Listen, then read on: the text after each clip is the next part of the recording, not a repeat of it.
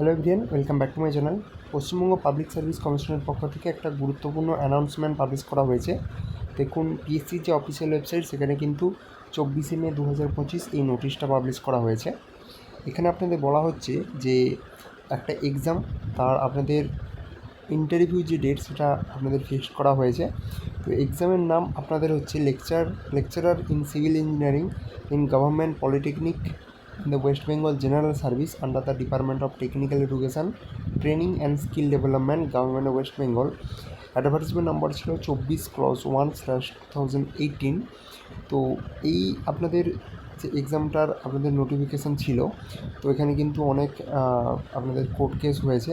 সেই কোর্ট কেসের আপনাদের যে রেফারেন্স নাম্বার আর কি, সেটাও আপনাদের এখানে কিন্তু রয়েছে। তো সেই যে এক্সামটার, তার যে ইন্টারভিউ ডেট, সেটা শিডিউল করা হয়েছে 29শে মে 2025 12:30টার সময় দুপুরবেলা।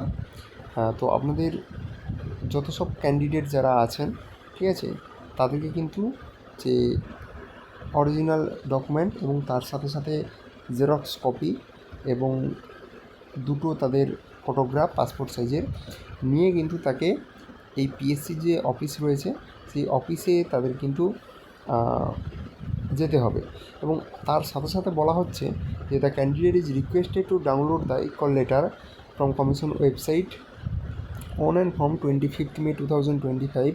অর্থাৎ আজকের ডেট থেকে তারা পিএসসির ওয়েবসাইট থেকে কিন্তু কল লেটারটা ডাউনলোড করে নিতে পারবেন।